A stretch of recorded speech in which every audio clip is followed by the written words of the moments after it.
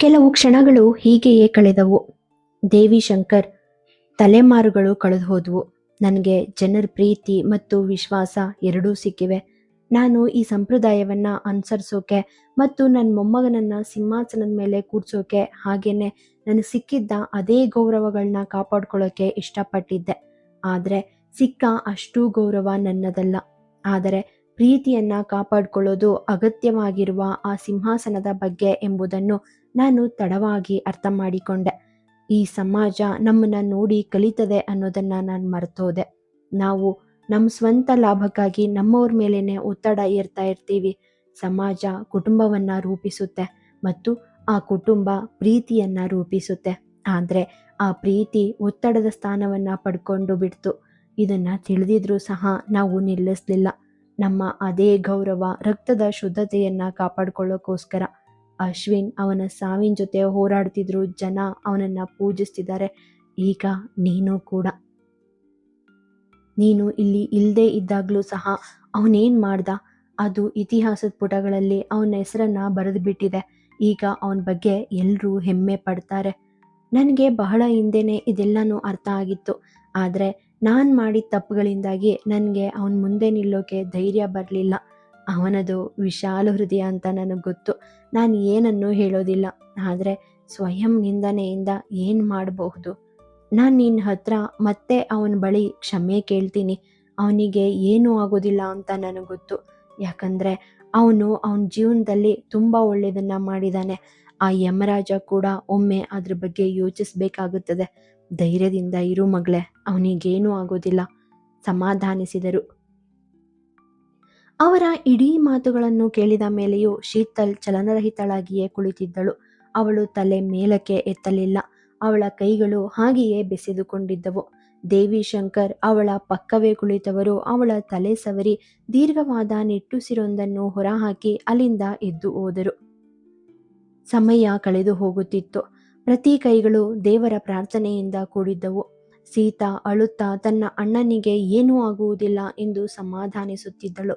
ಪೂರ್ವ ಮತ್ತು ಆದಿ ಹಾಗೆಯೇ ನಿತಾರ ಆಶ್ರಮದ ಹೆಣ್ಣು ಮಕ್ಕಳನ್ನು ನೋಡಿಕೊಳ್ಳುತ್ತಿದ್ದರು. ಮೂವರು ತುಂಬಾ ಪ್ರಯತ್ನಿಸಿ ಹೇಗೋ ಅಲ್ಲಿದ್ದ ಹೆಣ್ಣು ಮಕ್ಕಳಿಗೆಲ್ಲ ಊಟ ಮಾಡಿಸಿದ್ದರು.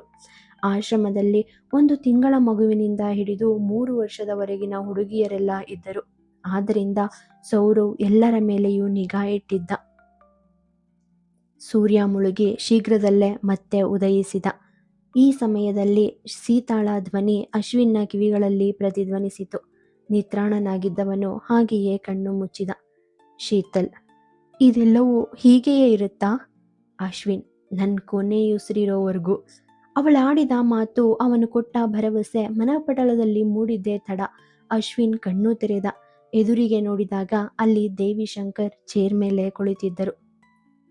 ಮೊಮ್ಮಗ ಕಣ್ಣು ಬಿಟ್ಟದ್ದನ್ನು ನೋಡಿ ಅವನ ಬಳಿಗೆ ಬಂದವರು, ಇಷ್ಟು ಜವಾಬ್ದಾರಿಗಳನ್ನ ನಿನ್ನ ಹೆಗ್ಲು ಮೇಲೆ ಹಾಕಿದ್ಮೇಲೆ ನೀನು ಇಷ್ಟು ಬೇಗ ಇದೆಲ್ಲದರಿಂದ ಮುಕ್ತನಾಗಬಹುದು ಅಂತ ಹೇಗ್ ಭಾವಿಸ್ದೆ ನೀನು ಎಂದರು. ಮುಗುಳ್ನಕ್ಕ ಅಶ್ವಿನ್, ನಾನು ನನ್ನ ಜವಾಬ್ದಾರಿಗಳನ್ನ ಹಂಚ್ಕೊಂಡಿದ್ದೀನಿ ತಾತ, ಅದು ಕೂಡ ಎಲ್ಲರೂ ಸಂತೋಷದೊಂದಿಗೆ ಎಂದ. ಮರುಕ್ಷಣವೇ ನಕ್ಕು ಮೊಮ್ಮಗನ ಕೂದಲಲ್ಲಿ ಕೈಯಾಡಿಸಿದ ದೇವಿ ಶಂಕರ್, ನೀನು ನಮ್ಮೆಲ್ರಿಗೂ ಮಾದರಿ ಎಂದರು. ಅಶ್ವಿನ್, ತಾತ ಎಂದ. ದೇವಿ ಶಂಕರ್, ಪಕ್ಷಿಗಳನ್ನ ಮುಕ್ತಗೊಳಿಸಿದಾಗ ಅವು ಆಕಾಶವನ್ನ ಮುಟ್ಟುತ್ತವೆ ಮತ್ತು ಅವುಗಳ ಹೆಸರುಗಳನ್ನ ಆಕಾಶದೆತ್ತರದಲ್ಲಿ ಹೇಗೆ ಪ್ರಜ್ವಲಿಸುವಂತೆ ಮಾಡ್ತವೆ ನನಗೆ ಅರ್ಥ ಆಗಿದೆ. ಸಿಂಹಾಸನವನ್ನ ವಹಿಸ್ಕೊಳ್ಳೋ ಮೂಲಕ ನೀನು ಸಮಾಜದ ಪ್ರಯೋಜನಕ್ಕಾಗಿ ಏನಾದರೂ ಮಾಡ್ತೀಯಾ ಅಂತ ನಾನು ಅಂದ್ಕೊಂಡಿದ್ದೆ. ಆದರೆ ನೀನು ಒಂದು ಉದಾಹರಣೆಯಾಗ್ಬಿಟ್ಟೆ. ಸಮಾಜದ ಬದಲು ನಿನ್ನ ದೇಶವನ್ನ ನಿನ್ನ ಕುಟುಂಬ ಅಂದ್ಕೊಂಡೆ. ನನಗೆ ಅದೆಲ್ಲ ಸ್ವಲ್ಪ ತಡವಾಗಿ ಅರ್ಥ ಆಯಿತು. ಆದರೆ ಮುಂದಕ್ಕೆ ಮಾತನಾಡಲಾಗದ ಹಾಗೆ ಕಂಗಳಲ್ಲಿ ನೀರು ತುಂಬಿದವು. ಅಶ್ವಿನ್, ತಾತ ಪ್ಲೀಸ್, ನನ್ನಿಂದಾಗಿ ನೀವು ಅಳಬಾರ್ದು. ದೇವಿ ಶಂಕರ್ ಕಂಗಳನ್ನು ಒರೆಸಿಕೊಂಡು ಮುಖದ ತುಂಬ ಮಂದಹಾಸ ತಂದುಕೊಂಡವರು, ಇವು ಆನಂದದ ಕಣ್ಣೀರು, ಅವನು ನಿಲ್ಲೋದಿಲ್ಲ ಎಂದು ಹೇಳಿ ಮೊಮ್ಮಗನನ್ನು ಅಪ್ಪಿಕೊಂಡರು. ಅಶ್ವಿನ್ಗೆ ಹಿಂದೆ ನಿಂತಿದ್ದ ವಂಶಿ ಚಕ್ರವರ್ತಿ, ಸುಮಂಗಲ ಮತ್ತು ಅವರ ಕೈಯಲ್ಲಿದ್ದ ಆನ್ಯ ಕಾಣಿಸಿದರು. ದೇವಿ ಶಂಕರ್ ಮೊಮ್ಮಗನ ಬೆನ್ನು ದಡವಿದವರು ಸುಮಂಗಲರತ್ತ ನೋಡಿದರು. ಸುಮಂಗಲ ಅಳುತ್ತಾ ಮುಂದೆ ಬಂದು ಆನ್ಯಾಳನ್ನು ದೇವಿಶಂಕರ್ ಅವರಿಗೆ ಒಪ್ಪಿಸಿ ಇನ್ನಷ್ಟು ಅಳಲು ಶುರು ಮಾಡಿದರು. ವಂಶಿ ಅವರಿಗೂ ಕೂಡ ಕುಂದುಕೊರತೆಗಳಿದ್ದವು. ಆದರೆ ಅವೆಲ್ಲವನ್ನು ಕೊನೆಗಳಿಸಿ ಅಶ್ವಿನ್ನ ಬಳಿ ಬಂದು ಅವನ ಹಣೆಯ ಮೇಲೆ ನಿಧಾನಕ್ಕೆ ಮುತ್ತಿಟ್ಟರು. ನಿಧಾನವಾಗಿ ಒಬ್ಬೊಬ್ಬರೇ ಬಂದು ಅಶ್ವಿನನ್ನು ಮಾತನಾಡಿಸಿ ಹೋದರು. ನರ್ಸ್ ಅಶ್ವಿನನ್ನು ವಿಶ್ರಾಂತಿ ಪಡೆಯುವಂತೆ ಹೇಳಿದಾಗ ಎಲ್ಲರನ್ನೂ ಹೊರಗೆ ಕಳುಹಿಸಿ ಕೊನೆಗೆ ಸೌರವ್ ಅಶ್ವಿನ್ನ ಬಳಿ ಉಳಿದನು. ನಾನು ಎಷ್ಟು ದಿನಗಳಿಂದ ಪ್ರಜ್ಞೆ ತಪ್ಪಿದ್ದೆ ಮಗ? ಅಶ್ವಿನ್ ಕೇಳಿದ. 2 ದಿನಗಳಾದವು ಮಗ, ಸೌರವ್ ಹೇಳಿದ. ಅಶ್ವಿನ್, ಶೀತು ಕೇಳಿದ. ಸೌರವ್, ಅವಳಿಲ್ಲೇ ಇದ್ದಾಳೆ. ಕಳೆದ 2 ದಿನಗಳಿಂದ ಕುಳಿತಲ್ಲಿಂದ ಅತ್ತಿತ್ತ ಕದಲಿಲ್ಲ ಮಗ ಅವಳು, ನೊಂದಂತೆ ಹೇಳಿದ. ಅಶ್ವಿನ್, ನನ್ನನ್ನು ಅವಳ ಹತ್ರ ಕರ್ಕೊಂಡು ಹೋಗ್ತೀಯಾ ಕೇಳಿದ. ಸೌರವ್ ಎಂದವನು ಮುಂದೆ ಬಂದ. ಅವನ ಆಸರೆ ಪಡೆದ ಅಶ್ವಿನ್ ಹಿಂಬಾಗಿಲಿನ ಕಡೆಗೆ ನಿಧಾನವಾಗಿ ಹೆಜ್ಜೆ ಇಟ್ಟನು. ಶೀತಲ್ ಕಣ್ಣುಗಳು ಈಗಲೂ ಮುಚ್ಚಿಯೇ ಇದ್ದವು. ಅವಳ ಕೈಗಳು ಸಹ ಜೋಡಿಸಿಯೇ ಇದ್ದವು. ಬೆಂಚಿನ ಇನ್ನೊಂದು ಬದಿಯಲ್ಲಿ ಕುಳಿತಿದ್ದ ಆರಾಧ್ಯ ಅಶ್ವಿನನ್ನು ನೋಡಿದ ತಕ್ಷಣ ಓಡಿ ಹೋಗಿ ಅವನನ್ನು ಅಪ್ಪಿಕೊಂಡಳು. ಅವಳು ಅಳಲು ಶುರು ಮಾಡಿದಳು. ಆದರೆ ಅಶ್ವಿನ್ ಅವಳ ತಲೆಯನ್ನು ಪ್ರೀತಿಯಿಂದ ಸವರುತ್ತಾ ಅವಳನ್ನು ಸಮಾಧಾನಿಸಿದ. ಎಚ್ಚೆತ್ತ ಆರಾಧ್ಯ ಅವನಿಂದ ದೂರ ಸರಿದು ನಿಂತು ಶೀತಲ್ ಕಡೆಗೆ ನೋಡಿದಳು. ಅವಳು ಈಗಲೂ ಕೂಡ ಅದೇ ಭಂಗಿಯಲ್ಲಿದ್ದಳು. ಇಬ್ಬರ ಪರಿಸ್ಥಿತಿಯನ್ನು ಅರ್ಥ ಮಾಡಿಕೊಂಡ ಸೌರವ್ ಆರಾಧ್ಯಳನ್ನು ಕರೆದುಕೊಂಡು ಇನ್ನೊಂದು ಬದಿಯತ್ತ ನಡೆದ. ಬೆಂಚಿನ ಬಳಿ ನಿಂತಿದ್ದ ಅಶ್ವಿನ್ ಶೀತಲಾಳನ್ನು ದಿಟ್ಟಿಸಿದನು. ಶೀತು ಮೆಲುವಾಗಿ ಕರೆದ. ಮರುಕ್ಷಣವೇ ಮೌನದ ನೋವನ್ನು ಅನುಭವಿಸುತ್ತಾ ಶೀತಲ್ ತನ್ನ ಮುಖವನ್ನು ಇನ್ನೊಂದು ಕಡೆಗೆ ತಿರುಗಿಸಿ ತನ್ನನ್ನು ತಾನು ನಿಯಂತ್ರಿಸಿಕೊಳ್ಳಲು ಸಾಧ್ಯವಾಗದೆ ಬೆಂಚಿನ ಮೇಲೆ ಬಾಗಿ ಅಳಲು ಶುರು ಮಾಡಿದಳು. ತನ್ನೆಲ್ಲ ನೋವನ್ನು ನಿರ್ಲಕ್ಷಿಸಿ ಅಶ್ವಿನ್ ಶೀತಲ್ ಕಡೆಗೆ ಕೆಲವು ಹೆಜ್ಜೆಗಳನ್ನು ಇಟ್ಟನು. ಅವನು ಅವಳ ಕೈಯನ್ನು ಹಿಡಿದ ತಕ್ಷಣ ಅದನ್ನು ತೆಗೆದುಕೊಂಡು ವೇಗವಾಗಿ ಬಡಿದುಕೊಳ್ಳುತ್ತಿದ್ದ ತನ್ನ ಹೃದಯದ ಮೇಲೆ ಇಟ್ಟುಕೊಂಡ. ಅವಳು ತನ್ನ ಮನದ ಆವೇಗವನ್ನು ಹತ್ತಿಕ್ಕಲು ಸಾಧ್ಯವಾಗದೆ ಅಶ್ವಿನನ್ನು ಅಪ್ಪಿಕೊಂಡು ಅಳಲು ಶುರು ಮಾಡಿದಳು.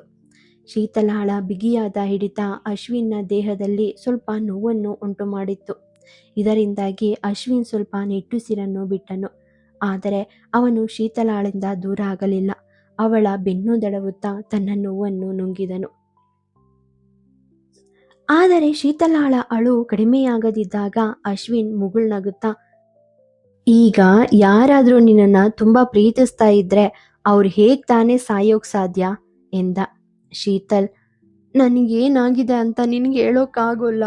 ಅವನೆದೆಯಲ್ಲೇ ಬಿಕ್ಕಿದಳು. ಅಶ್ವಿನ್ ನಗುತ್ತಾ, ನಿಜವಾಗಿಯೂ ಎಂದು ಕೇಳಿದ. ಬಿಕ್ಕಿದ ಶೀತಲ್ ಅವನಿಂದ ದೂರ ಆಗದೆ ಇನ್ನಷ್ಟು ತನ್ನ ಹಿಡಿತ ಬಿಗಿಗೊಳಿಸಿದಳು. ಅಶ್ವಿನ್, ಕಂದ, ನಾನು ಹುಷಾರಾಗಿದ್ದೀನಿ, ಅವಳನ್ನು ಸಂತೈಸಿದ. ಇಂದು ಜೀವನವು ತನ್ನ ಪಾಲಿನ ಕಠಿಣ ಪರೀಕ್ಷೆಯನ್ನು ದಾಟಿದಾಗ ರಕ್ತದೊತ್ತಡ ಏರಿಳಿತವಾಗುವುದು ಸಹಜ. ಮತ್ತು ಯಾವಾಗಲೂ ತನ್ನ ಧೈರ್ಯವನ್ನು ಕಾಯ್ದುಕೊಂಡಿದ್ದ ಶೀತಲ್ ಆಳವಾದ ಉಸಿರನ್ನು ತೆಗೆದುಕೊಂಡ ತಕ್ಷಣ ಪ್ರಜ್ಞೆ ತಪ್ಪಿದವಳು ಅಶ್ವಿನ್ ಎದೆಯ ಮೇಲೆ ಹಾಗೆಯೇ ಒರಗಿದಳು. ಸುಮಾರು 2 ಗಂಟೆಗಳ ನಂತರ ಶೀತಲ್ ಕಣ್ಣು ತೆರೆದ ತಕ್ಷಣ ತನ್ನ ಹಾಸಿಗೆಯ ಪಕ್ಕದಲ್ಲಿ ಕುಳಿತಿದ್ದ ಸುಜಾತ ಪ್ರೀತಿಯಿಂದ ಅವಳ ತಲೆಯನ್ನು ಸವರುತ್ತಿದ್ದರು. ಇನ್ನೊಂದು ಬದಿಯಲ್ಲಿ ಕುಳಿತಿದ್ದ ಆರಾಧ್ಯ ಕಣ್ಣುಗಳಲ್ಲಿ ನೀರು ತುಂಬಿಕೊಂಡು ಶೀತಲಾಳನ್ನೇ ನೋಡುತ್ತಿದ್ದಳು. ಅವಳನ್ನು ನೋಡಿದ ಶೀತಲ್ ನಗುತ್ತಾ, ನಾನು ಹುಷಾರಾಗಿದ್ದೀನಿ ಪುಟ್ಟಿ ಎಂದಳು. ಆದರೆ ಹೆದರಿದ್ದ ಆರಾಧ್ಯ ಶೀತಲಾಳನ್ನು ಅಪ್ಪಿಕೊಂಡಳು. ಸುಜಾತ ಪ್ರೀತಿಯಿಂದ ಇಬ್ಬರ ತಲೆಗಳನ್ನು ಸವರಲು ಶುರು ಮಾಡಿದರು. ಡೋರ್ ನಾಕ್ ಮಾಡಿದ್ದ ವಿಶ್ವಾಸ್ ನಗುತ್ತಾ, ನಾನು ಒಳಗೆ ಬರಬಹುದಾ ಎಂದು ಕೇಳಿದ.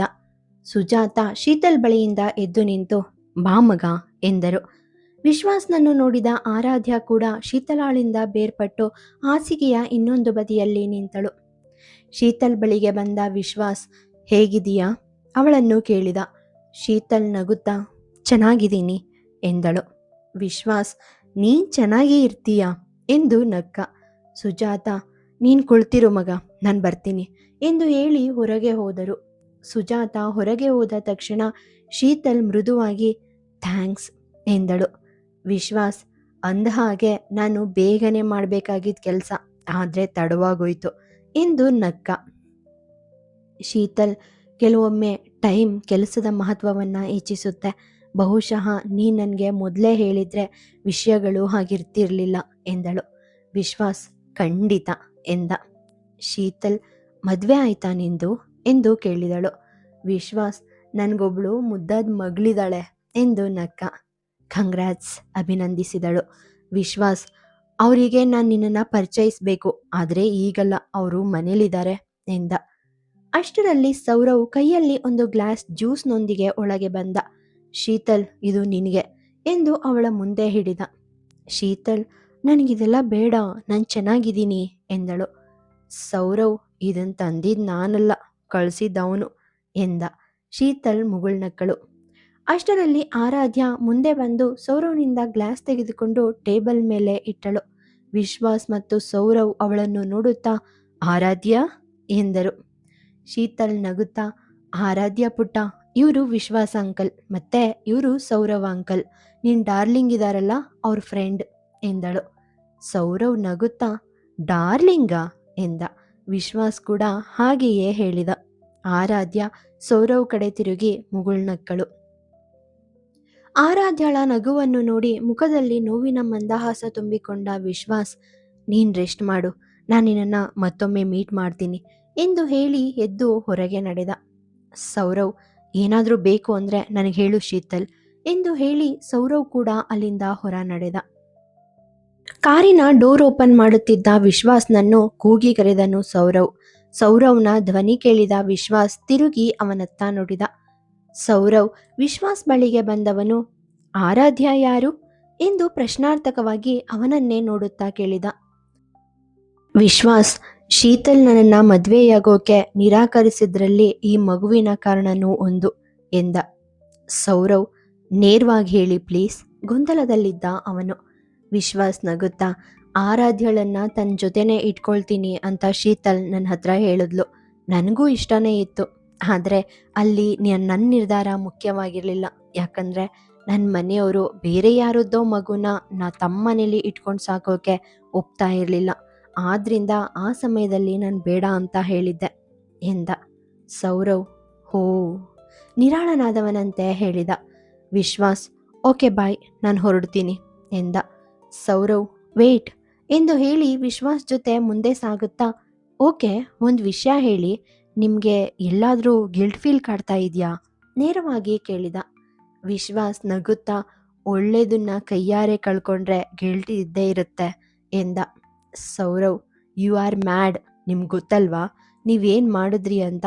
ನಾವೆಲ್ಲ ಭರವಸೆನ ಕಳ್ಕೊಂಡು ಬಿಟ್ಟಿದ್ವಿ, ಆದರೆ ನೀವು ಇದ್ದಕ್ಕಿದ್ದಂತೆ ಕಾಣಿಸ್ಕೊಂಡು ಪವಾಡವನ್ನೇ ಮಾಡಿಬಿಟ್ರಿ ಎಂದ. ವಿಶ್ವಾಸ್ ಶಟಪ್ ಎಂದ. ಸೌರವ್ ಹಾಗಾದರೆ ಅಶ್ವಿನ್ನ ಯಾರು ಉಳಿಸಿದ್ದಂತ ನಿಮಗೆ ಗೊತ್ತಾಯ್ತಾ ಕೇಳಿದ. ವಿಶ್ವಾಸ್ ಹೌದು, ಅವನನ್ನು ಎಲ್ಲರೂ ಭಯ್ಯ ಅಂತ ಕರೀತಾರೆ. ಅವನೊಬ್ಬ ದೊಡ್ಡ ಡಾನ್. ಭೂಗತ ಲೋಕದಲ್ಲಿ ಅವನ ಮೇಲಿನ ಭಯ ಎಷ್ಟಿದೆ ಅಂದರೆ ಆ ದಿನ ಅಶ್ವಿನ್ನ ಕೊಲ್ಲೋಕೆ ಬಂದ 6 ಜನರಲ್ಲಿ 3 ಸರೆಂಡರ್ ಆಗಿದ್ದಾರೆ ಎಂದು ಹೇಳಿದ. ಸೌರವ್ ಗ್ರೇಟ್ ತಲೆ ಆಡಿಸಿದ.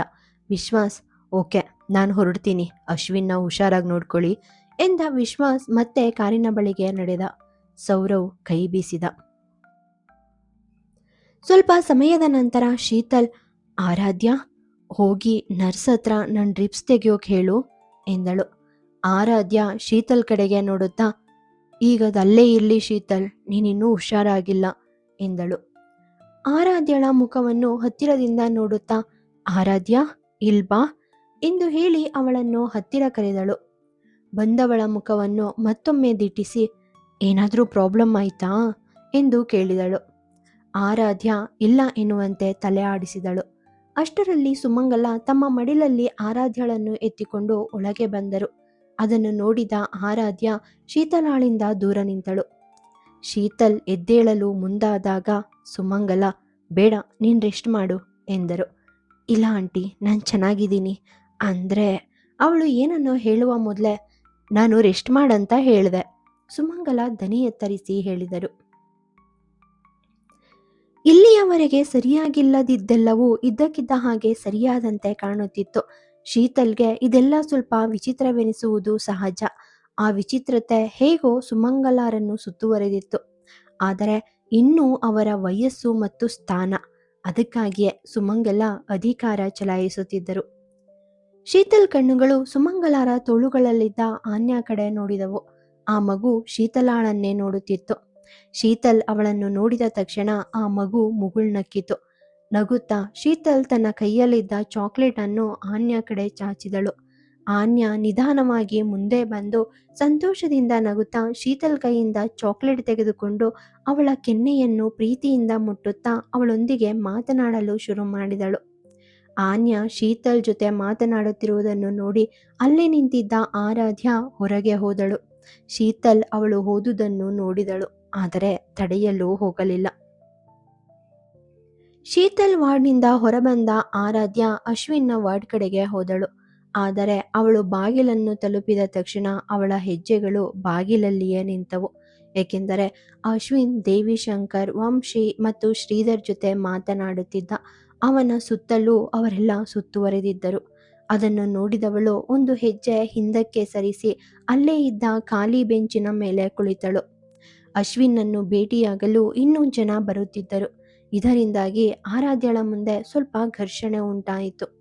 ಸ್ವಲ್ಪ ಸಮಯದ ನಂತರ ಒಬ್ಬ ಮಹಿಳೆ ಆರಾಧ್ಯಳ ಬಳಿಯ ಬೆಂಚಿನ ಮೇಲೆ ಕುಳಿತಳು. ಆಗ ಅಲ್ಲಿಗೆ ಬಂದ ಸೀತಾ, ಆರಾಧ್ಯ ಎಂದು ಕೇಳಿದಳು. ಆರಾಧ್ಯ ಅವಳನ್ನು ತಲೆ ಎತ್ತಿ ನೋಡಿದಳು. ಸೀತಾ, ನೀನು ಆರಾಧ್ಯ ತಾನೇ ಎಂದು ಕೇಳಿದಳು. ಆರಾಧ್ಯ ಹೌದು ಎಂದು ತಲೆಯಾಡಿಸುತ್ತಿದ್ದಂತೆ, ಸೀತಾ, ಸೀತಾ, ನಾನು ನಿನ್ನನ್ನು ಗುರುತಿಸ್ಬಿಟ್ಟೆ. ಅಣ್ಣ ನಿನ್ನ ಬಗ್ಗೆ ಕೇಳ್ತಾ ಇದ್ದ, ನೀನು ಹೊಟ್ಟೆಗೆ ಏನಾದರೂ ತಿಂದ್ಯಾ ಎಂದು ಕೇಳಿದಳು. ಆರಾಧ್ಯ ಇಲ್ಲ ಎಂಬಂತೆ ತಲೆ ಆಡಿಸಿದಳು. ಸೀತಾ ನಗುತ್ತಾ ಆರಾಧ್ಯಳ ಕೈ ಹಿಡಿದು ಬಾ ನನ್ನ ಜೊತೆ ಎಂದು ಹೇಳಿ ಇನ್ನೊಂದು ಕಡೆಗೆ ಅವಳನ್ನು ಕರೆದುಕೊಂಡು ಹೋದಳು. ಸ್ವಲ್ಪ ಸಮಯದ ನಂತರ ಆರಾಧ್ಯ ಸೀತಾ ಜೊತೆ ಹಿಂತಿರುಗಿ ಬಂದಾಗ ಶೀತಲಾಳ ರೂಮಿನಲ್ಲಿ ಸುಮಂಗಲ, ಆನ್ಯ ಅಲ್ಲೇ ಇದ್ದರು. ಅವರನ್ನು ನೋಡಿದವಳ ಹೆಜ್ಜೆಗಳು ಹೊರಗೆ ನಿಂತವು. ಹಿಂತಿರುಗಿದವಳು ಮತ್ತೆ ಅದೇ ಬೆಂಚಿನ ಮೇಲೆ ಕುಳಿತಳು. ಎಲ್ಲರಿಗೂ ಟೀ ಕೊಡುತ್ತಿದ್ದ ಮಹಿಳೆಯೊಬ್ಬಳು ಸೀತಾಳ ಕಡೆಗೆ ಬೆರಳು ತೋರುತ್ತಾ, ಆ ರೌಡಿಗಳು ಈ ಹುಡುಗಿನೇ ಕರ್ಕೊಂಡೋಗೋದಕ್ಕೆ ಬಂದಿದ್ದಂತೆ, ಹೌದಾ ಎಂದು ಕೇಳುತ್ತಿರುವ ಮಾತುಗಳು ಆರಾಧ್ಯಳ ಕಿವಿಯ ಮೇಲೆ ಬಿದ್ದವು. ಇನ್ನೊಬ್ಬಳು ಮಹಿಳೆ, ಹೌದು, ಅವರು ದೊಡ್ಡ ರೌಡಿಗಳಂತೆ, ಅವರುಗಳು ಮತ್ತೆ ಬರಬಹುದು, ಭಯ ತೋರುತ್ತಾ ಹೇಳುತ್ತಿದ್ದಳು. ಇದ್ದಕ್ಕಿದ್ದ ಹಾಗೆ ಶೀತಾಳ ನಗು ಸ್ವಲ್ಪ ಕಡಿಮೆಯಾಯಿತು. ಅವಳ ಕೈಗಳು ನಿಂತು ಹೋದವು. ಬಹುಶಃ ಅವಳಿಗೂ ಸಹ ಈ ಮಾತುಗಳು ಕೇಳಿರಬಹುದು.